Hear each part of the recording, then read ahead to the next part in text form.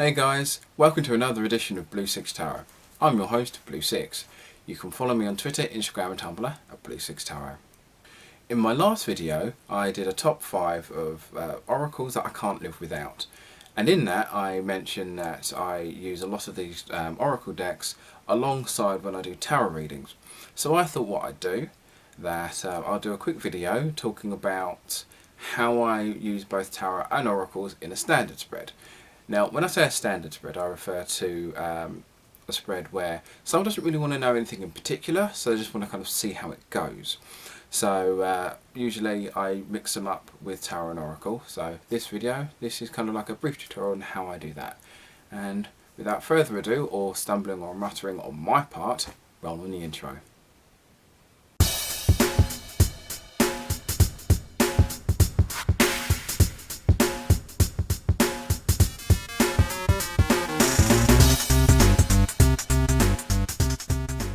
Okay, now for this I'll be using the Deviant Moon Tarot. So this is just like a hypothetical spread. This isn't for anyone in particular. So usually when someone comes up to me and says, I'd like a reading and I just want to see how it goes, they don't want to know anything in particular, I kind of do this spread.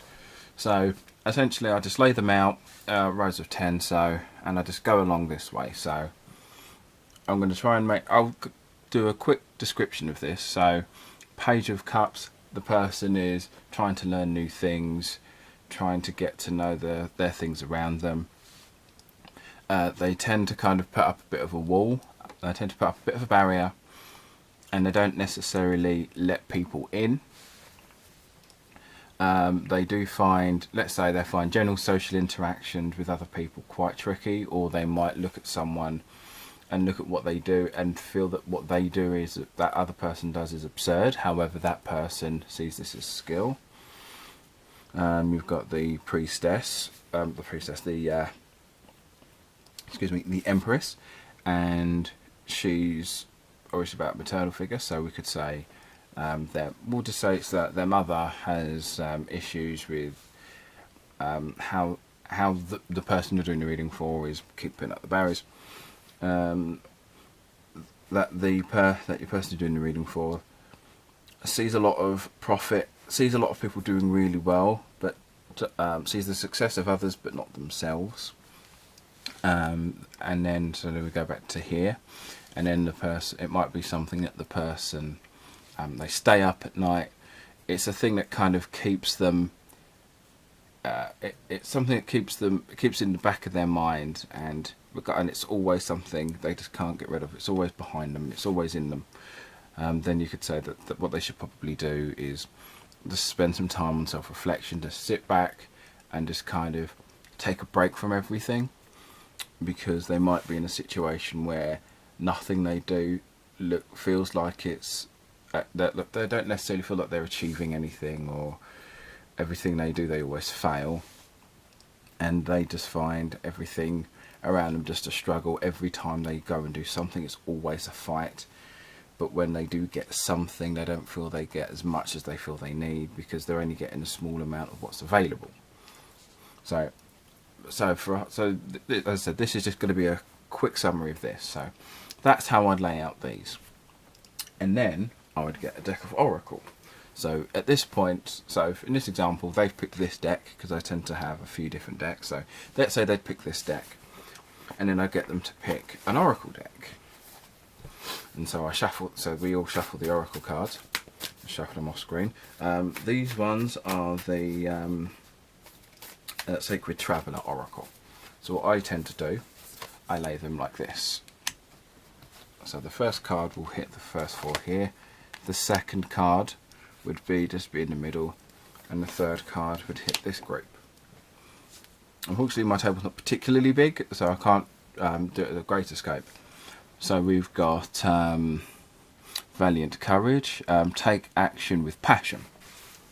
But when I do these readings, what it means is this card, this oracle, encompasses these 4 sections. So the concept would be, I would then say to this person that as you're learning, you're trying to might be learning more about yourself, and that you're putting up barriers because because there are certain social things that you fear, and you should allow yourself to take time. And so in the idea of taking action with passion, it's the fact of use that the person seems to be pushing themselves to put up these barriers because they are so focused on it. And so they're kind of, they're happy to put themselves in this scenario. It's like a self-made, it's just they're putting themselves in this position. They're allowing themselves to put up a barrier and then question why that no one's coming in. And so that's something they're kind of, I'm happily doing this, but at the same time it's leaving me with this. So it's to kind of push one, they've kind of got to kind of get rid of this, they've kind of got to get rid of this. And they've got to have the courage to look at themselves and realise that maybe that the person is the issue, that they are putting the barriers up. And so that's what I'd say for here. And then in the middle, so this card is reflecting these two, in which we've got clear the past, heal the present. So just because some people might come across, so in this card, just because some people might come across as doing too much or being too silly about something, that this is something they're doing because it is something they've always done, or that's how they cope. It's like, okay, this looks a bit silly, but that's just how that person deals with something. And back with this card down here, talking about how every time they keep trying, they feel like they're failing. So this would be kind of, okay, you failed. I'd say that, okay, you failed in the past. The best thing to do is learn from that and step forward, rather than just assume you're always going to fail. And from this is, there are ways that look odd to some, but it's a necessary evil to make the other person feel better. So this is how they deal with rejection or failure. They do something that makes them feel better. So when you deal with rejection or failure, you have to do something about it as well. You have to do something to help you move forward. And so we've got the card here, Believe in Magic, the Journey of the Moonlight. So with this part, we've got, as I said before, we've got their mum, their feeling of everyone's doing better than they are, everything is a struggle, and that they're being given small amounts when there's so much more out that they can receive. So in this card of Believe in Magic, I would say that you might feel that you're not necessarily, you don't feel that you're getting what you deserve, and everything feels like a struggle. But believe in the fact that things can change, that things can just change out of nowhere. Things can happen that kind of shift the playing field. And though you feel like you're in a bad place now and you're not getting your dues, have faith in the fact that karma, God, the universe, what have you, will balance this. That trust in miracles, trust in the fact that not everything stays the same, and that something can kind of come out of nowhere and disrupt this entire thing and flip it over, and then it will be a point where you can start getting what you feel that you deserve. That any work you put in will actually be seen, and you won't feel that you're so far down and everyone else is doing better. And all this struggle here that you've gone through, you've learned, and then the next time an issue comes up, it's like, well, I've already done this before, I know how to deal with this more efficiently. And this is kind of how I'd incorporate a spread here. And then what I would do, I would then pick another deck. As soon as I can find it, I'd then pick another deck, another oracle deck at the end. So I'd get them to shuffle another separate deck. This one is the Universe Has Your Back, and usually with a larger table I'd put this at the bottom, but in this case I'll just put it at the top. So, and to end their reading, I would have an oracle card here. So this one says, I am the spirit, I am having a human experience, and I'm here to get closer to love.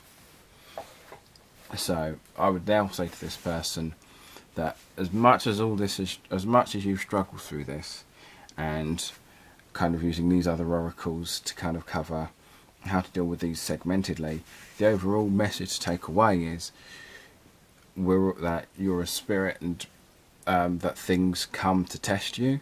Once again, either in a spiritual sense or a biblical sense, that certain things happen to test people, and this is your test.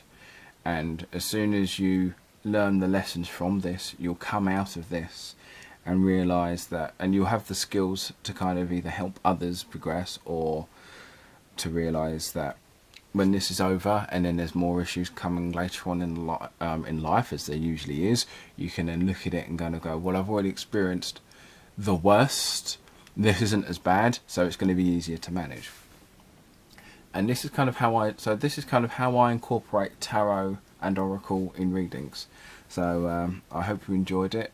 Let me know what you think in the descriptions. And I'd also like to say, if you want to see more of the Deviant Moon Tarot, I'd recommend you check out Tarot Tidbits 78 on YouTube, where she does two videos, a quick shuffle through of this deck and like a slow shuffle through, just to kind of go into depth with this deck. So I'll see you again soon, and you have a good week. Hey guys, thanks again for watching. If you liked the video, please give us a thumbs up, like, share and subscribe, and hit that bell notification. The intro and outro music was Tetris Linear Groove, available on Overclocked Remix. Give that website a look, great stuff on there. And if you also like some of my other bits, you can check out my videos, and you can also follow me on Twitter, Instagram and Tumblr at Sicx Tarot. I'll see you again soon. Thanks again for watching.